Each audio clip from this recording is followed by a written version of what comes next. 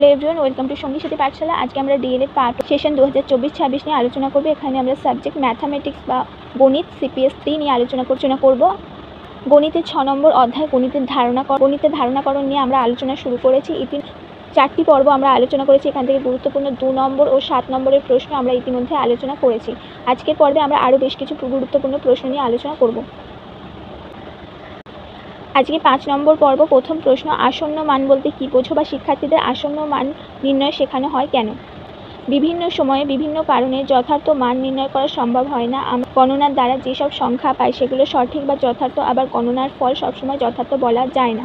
যেমন লোকগণনা যে হিসাব দেওয়া হয় সেটি বলা হয় সম্ভাব্য সংখ্যা। শিক্ষার্থীর অঙ্ক করার সময় অনেক সময় এমন মান পেয়ে যায় যা যথার্থ হয় না। মূলত ভগ্নাংশ বা দশমিক ভগ্নাংশে রূপান্তর করলে যা মান পাওয়া যায় তা কখনোই যথার্থ হয় না। আবার সকল সময় যথার্থ মান নির্ণয়ের দরকারও হয় না। এই সব কারণে পাটিগণিতে আমরা শিক্ষার্থীদের আসন্ন মান বের করার শিক্ষা দিয়ে থাকি। যেমন ধরো 9.73%, এইটার আমি যথার্থ মান কি বের করব? এগুলো যদি আমি ভেঙে ভেঙে বের করতে চাই তখন আমাদের অনেক সমস্যা হয়ে যায়। এই জন্য আমরা এই দশমিক ভগ্নাংশগুলিকে এইভাবে আসন্ন মান বা একটা মোটামুটি ধারণা যে এই জিনিসটা 100%-র মধ্যে এত শতাংশ, 100%-এর মধ্যে এত শতাংশ। 37 নম্বর প্রশ্ন, খেলার ছলে শিক্ষার মাধ্যমে শিশুর কী ধরনের আচরণের বিকাশ ঘটে? বর্তমানে শিশুকেন্দ্রিক শিক্ষা ব্যবস্থা এখানে খেলার ছলে শিক্ষা দেওয়ার কথা বিশেষভাবে গুরুত্ব দেওয়া হয়। খেলার ছলে শিক্ষার মাধ্যমে শিক্ষার্থীদের মধ্যে যে আচরণগুলি বিকাশ ঘটে সেগুলি হলো স্বতঃস্ফূর্ত আচরণ। শিক্ষার্থীরা খেলতে ভালোবাসে, সেই জন্য নিজে সক্রিয়ভাবে খেলতে আগ্রহী হয়ে ওঠে। 2 হচ্ছে কল্পনা, প্রবণতা, সৃজনশীলতা। খেলার মধ্যে দিয়ে তাদের নানা রকম নতুন নতুন খেলা আবিষ্কার করার ইচ্ছা জাগে, নানা ধরনের ভাবনা চিন্তা মাথায় আসে, সেটাই সৃজনশীলতার বিকাশ ঘটায়। 3 জীবনের সক্রিয়তা। বিভিন্ন কাজগুলি আমরা জীবনের ওপর ভিত্তি করে বিভিন্ন খেলা গঠিত হয়, সেগুলি তাদের জীবনে কাজে আসে এমন ধরনের খেলাই নির্বাচন করা হয়।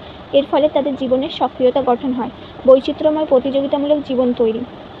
খেলায় প্রতিযোগিতা থাকে এবং এই প্রতিযোগিতা আমাদের চারপাশের বর্তমান পরিস্থিতি, সমাজ ব্যবস্থা সর্বত্র দেখা যায় এবং এই প্রতিযোগিতাকে আমরা বৈচিত্র্যময় করে তুলি যাতে সে সমাজে বেঁচে থাকার উপযোগী হয়ে ওঠে, অভিযোজনে উপযোগী হয়ে ওঠে। 5 সংযত আচরণ ও শৃঙ্খলা বোধ। খেলাতে বেশ কিছু নিয়মকানুন থাকে, কিছু আচরণগত নিয়মও থাকে যেগুলো তাকে সংযত হতে শেখায়, নিজের আচরণের ওপর নিজের নিয়ন্ত্রণ রাখতে শেখায় এবং শৃঙ্খলাবোধ মানে নিয়মকানুন মেনে চলতে শেখায়। দেহ ও মনের চর্চা। বিভিন্ন ধরনের বিষয়কে মেনে নিতে খেলার মাধ্যমে শিশুর দেহ সক্রিয় হয়ে ওঠে, অঙ্গ সঞ্চালিত হয়, সেই সাথে মনের মধ্যেও নানা ধরনের বিষয়, নতুন নতুন ধ্যান ধারণা আসে। এই সব কারণে খেলা শক্তিশালী পদ্ধতি। গণিত শিক্ষার কাজে লাগিয়ে গণিতের বিভিন্ন ধারণা প্রক্রিয়াকে বাস্তবধর্মী অর্থপূর্ণ করে তোলা সম্ভব। এরপরে হচ্ছে 38 নম্বর প্রশ্ন, মনোবিজ্ঞানী ডাইনস গণিত জ্ঞান বা ধারণাকে কয় ভাগে ভাগ করেছেন? এটা অত্যন্ত গুরুত্বপূর্ণ প্রশ্ন। 2 নম্বরের জন্য আসতে পারে, আবার 7 নম্বরের পাঠ প্রশ্নে 4 অথবা 3-এ আসতে পারে। ডাইনস গণিত জ্ঞান বা ধারণাকে 3 ভাগে ভাগ করেছেন। 1 সংখ্যা ও তাদের মধ্যে পারস্পরিক সম্পর্ক নির্ধারণের মাধ্যমে স্বাধীনভাবে প্রকাশ করার জন্য বিশুদ্ধ গণিত। 2 সংখ্যাগুলিকে আত্তীকরণের উপায়, যেমন দশমিক, ভগ্নাংশ, সাধারণ ভগ্নাংশ এবং শতকরা প্রভৃতির সম্পর্কের ধারণাগুলিতে প্রকাশ পায়। 3 দৈনন্দিন জীবনের সঙ্গে প্রত্যক্ষ সম্পর্কযুক্ত ধারণাসমূহ, যেমন দৈর্ঘ্য, সময়, ওজন প্রভৃতি ব্যবহার। 39 নম্বর প্রশ্ন, ব্রুনার গণিত শিক্ষার ক্ষেত্রে কোন কোন বিষয়ের উপর লক্ষ্য রেখে পাঠ বিন্যাসের কথা বলেছে? এটাও তোমাদের 7 নম্বরের পাঠ প্রশ্নে 3 অথবা 4-এতে আসতে পারে। ব্রুনার গণিত শিক্ষার ক্ষেত্রে 4টি বিষয়ের দিকে লক্ষ্য রেখে পাঠ্যক্রম বিন্যাস সাধনের কথা বলেছে বা বিন্যাসের কথা বলেছে। 1 শিক্ষার্থীর গণিত পাঠ্যক্রমের তথ্যগুলি গভীর ও সুস্পষ্টভাবে বুঝতে পারে সেদিকে লক্ষ্য রাখতে হবে এবং সেইগুলির উপর ভিত্তি করে বিষয়বস্তু বিন্যাস করতে হবে। 2 পাঠ্যক্রমের বিষয়গুলি সহজ ও সংক্ষিপ্ত হলে শিক্ষার্থীরা ভালোভাবে মনে রাখতে পারবে এবং পরের বিষয়গুলি শিক্ষা লাভের পূর্বে পূর্ব অভিজ্ঞতার সমন্বয় সাধন করতে পারবে। 3 পাঠ্যক্রমের বিষয়গুলি শিক্ষাদানের পর শিক্ষার্থীরা যেন ওই শিক্ষাকে অন্য জায়গায় প্রয়োগ করতে পারে সেদিকে খেয়াল রাখতে হবে। ওই প্রয়োগের মাধ্যমে নতুন জ্ঞান অর্জন করতে পারে সেদিকেও দৃষ্টি রাখতে হবে। এমন শিক্ষা দিতে হবে যেটা শিক্ষার্থীর কাছে সহজ, সুস্পষ্ট এবং বাস্তবধর্মী হবে। শিক্ষার্থী যেন ঠিকভাবে মনে রাখতে পারে সেদিকে খেয়াল রাখতে হবে। শিক্ষার্থীর কাছে বিষয়গুলি সহজ এবং ছোট হলে শিক্ষার্থীরা ভালোভাবে মনে রাখতে পারবে, সেই সাথে তার পূর্ব অভিজ্ঞতার সাথে যেন বিষয়বস্তুটাকে আমরা রিলেট করতে পারি।